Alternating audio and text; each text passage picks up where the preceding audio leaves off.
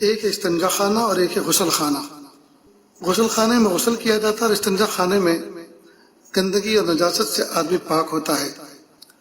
اب ان دونوں کی چونکہ روزانہ ضرورت پڑتی ہے تو اس کے بھی کچھ آداب ہیں، اس کا بھی کچھ سلیقہ ہے۔ اگر آدمی اس سلیقے کے مطابق استعمال کرے گا تو استنجے کے باہر جو نکلے گا تو وہ پاک صاف بھی ہوگا، اور اندر جب رہے گا تو اس کو راحت بھی ملے گی۔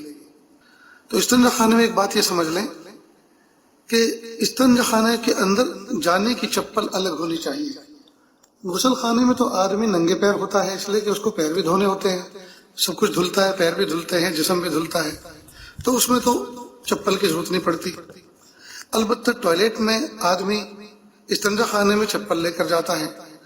آج کل لوگوں کے گھروں میں اٹیچ ٹوائلٹ باتھ روم ہوتے ہیں، دونوں باتھ روم ایک ساتھ ہو، 2 in 1۔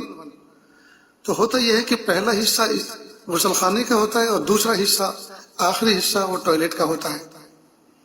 تو بہتر یہ ہے کہ ٹوائلٹ والی چپل ٹوائلٹ والے حصے کے کنارے پہ رکھی رہے، اس کو غسل خانے والے حصے سے پہن کر جانا نہ پڑے، اس لیے کہ غسل خانے والا حصہ وہ جگہ ہے جو پاک بھی ہے اور یہاں پاکی حاصل کی بھی جاتی ہے، اور بیت الخلاء استنجا خانے کا حصہ وہ ہے جہاں آدمی گندگی سے صفائی حاصل کرتا ہے اور وہاں گندگی کا امکان زیادہ ہوتا ہے، چھینٹیں ہوتی ہیں، اس لیے وہاں کی چیز غسل خانے والے حصے میں نہیں آنی چاہیے۔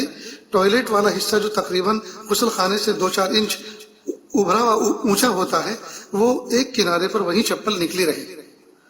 اب عام طور پر بیت الخلاء میں جو چپل استعمال کرتے ہیں یہ بھی ایک بڑا مسئلہ ہے، لوگ ان چپلوں پہ زیادہ دھیان نہیں دیتے۔ گھر کے اندر جو چپل استعمال ہوتے ہوتے ریٹائر ہو جاتی ہے اس کو وہاں رکھ دیتے ہیں اور زندگی بھر شاید صبح قیامت تک کی نیت سے رکھتے ہیں۔ کئی مرتبہ بہت سی چپل ٹوٹ جاتی ہے تو ٹوٹی ہوئی چپل بھی وہی چلاتے ہیں، یہ بہت بھونڈی حرکت ہے۔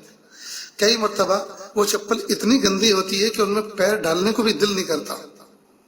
اس لیے میں کئی مرتبہ دینی سفر پہ جاتا ہوں اور ایسی ٹوائلٹ سے سابقہ ہو جہاں پرانے زمانے کی چپل رکھی ہوئی ہے تو مجھے تو بہت گھن آتی ہے۔ میں نے کہتا ہوں بھائی ان چپلوں میں مجھے خطرہ ہے، میں پھسل کے گر سکتا ہوں، لہذا میری چپل باہر رکھی ہوئی ان کو لا کر دو۔ تو چپل استنجا خانے کی الگ سے ہو، نئی چپل خریدیں، اور چپل خریدنے میں بھی اس بات کا اہتمام کریں کہ وہ چپل کمفرٹیبل انداز سے آپ کے پیر میں آ سکے۔